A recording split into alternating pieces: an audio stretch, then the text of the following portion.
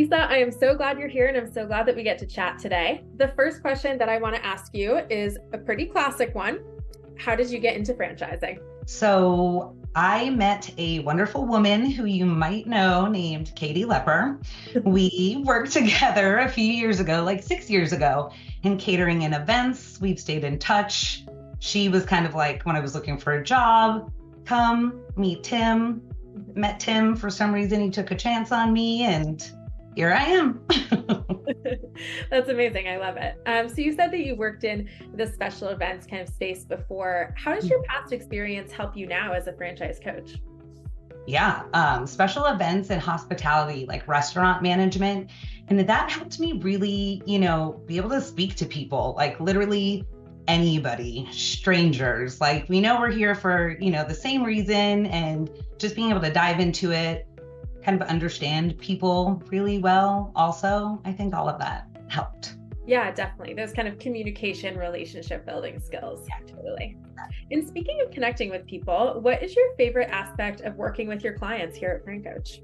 That's probably a big part of it. Like so many people have such amazing, life stories that you kind of get a little bit of a glimpse of when you work with them. And then in a way you get to be like an extension of that, kind of helping them go to, the next thing or phase in their life. So I think that's my favorite part. Yeah, definitely. I hear that.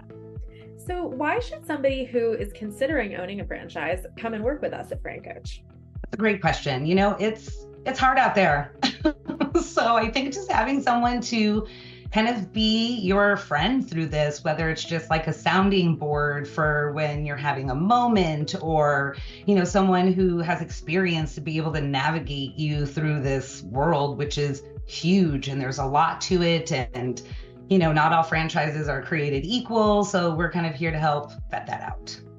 Absolutely. Kind of be that trusted guide and partner throughout the process. What nugget of advice do you have for soon-to-be franchise owners like your clients? Yeah, that's a good question. So much, honestly. I think if you're preliminary in the process, making sure you're doing your due diligence and just gathering all of the information. I think people are quick to make decisions based off of their own lifestyle and spending habits without really understanding, what's out there. And then I think once you are a franchisee, just follow the process. Mm-hmm. That's, I think, the biggest thing once you're in there. Yeah, definitely. I feel like that follow the plan is so important for success. Absolutely. Yeah. Awesome, Lisa. Well, thank you so much for sharing those insights with us. I have a couple of just for fun questions for you. Give people a little behind the scenes. Oh, no. So my first one that we would like to know is, tell us about your brush with fame. So who is the most famous person that you've ever met or encountered? And of course, we're going to want to hear the story. Of course. The tough one. Okay, actually. So while working in the restaurant, obviously you get to meet lots of people. So besides sports players and all of that, I was able to meet the gentleman from American Pie.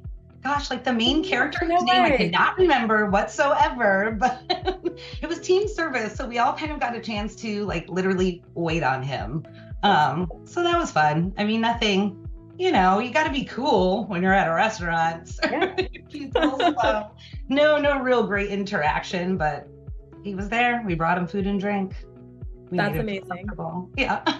That's more than I can say. I have never brought food and drink to a famous person. I wish that I had. Yeah, it's fun sometimes. I believe it.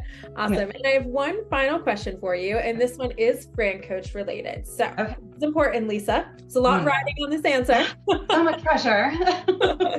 Which FranCoacher would you switch hair with?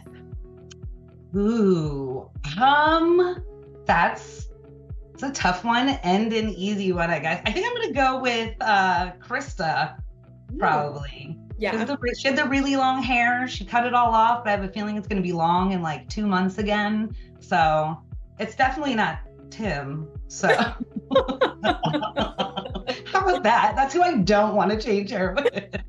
Sorry, Tim. Sorry, Tim. Yeah. That's good. I love that one. Awesome, Lisa. Well, thank you so much for sharing your perspective with us. I really appreciated hearing it.